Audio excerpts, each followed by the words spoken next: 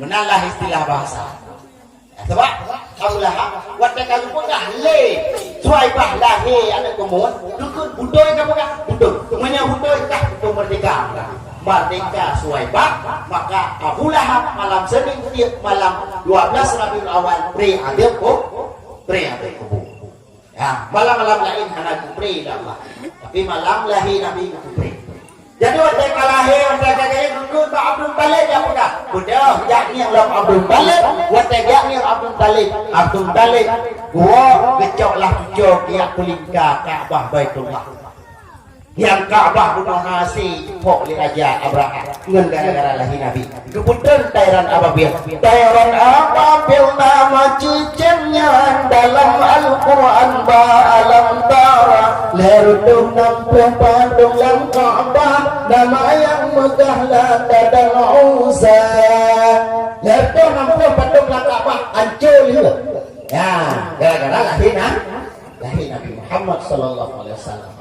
Jadi kata-katanya mimak dan ayah sekalian walah Abu Talib gejok jika yang kita wafat Ka'bah udah ke sallallahu alaikumullahu ya adnani ya Mustafa ya Safwata Rahmani alhamdulillahi ladhi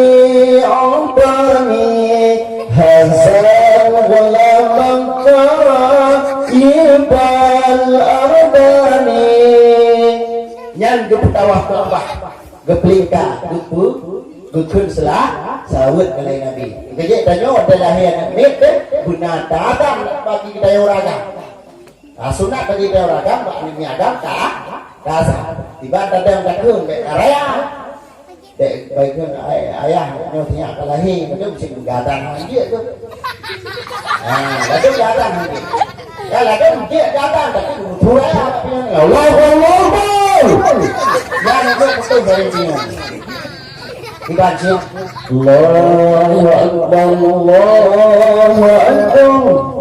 ya lagi berapa ayah muridnya bukit tak beratu ahli kisah kalian dah anak tak tawaf Ka'bah Baitullah tak berarti ibang tak berarti ni la ilaha illallah Muhammadur Rasulullah la ilaha illallah Muhammad Abdullah tapi arti lain la ilaha illallah kalimah taibah bukai mati dadam kalimahnya Allah di dalam hati la ilaha illallah dengan bergagah bong hati mah dengan sinyak di dalam air dengan sinyak dalam air ijarah ini mana teh berarti karena ayam puan ayam bangai ayam beteng lestrik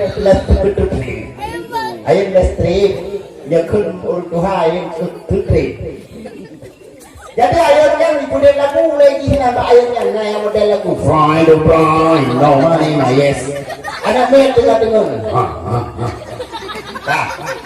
nah yang model naik karena ayamnya itu enggak iya ayam beroy ayam bertukok itu enggak kayak jamu kan ya pegak ayam lagu kan ngerti ma bangai kan berarti kan pusing ikon lagu waktu tamasya ke Binarian pulang-pulang ku berbadan dua meski tanpa restu orang tua sayang aku rela abang bawa pulang lay panggil aku si Jablay di kehana male ada bunyi kundatai ini ngolanya lepas ketai make aduh maka perhati anak dengan kalimah tauhid dari bukan tuh tak perlu anak kalimah tauhid tak perlu lampi nyuangi tak perlu bak dia tak perlu sebab bakar nak berpindah oleh Allah Ta'ala anak tanya sampai kayu bekna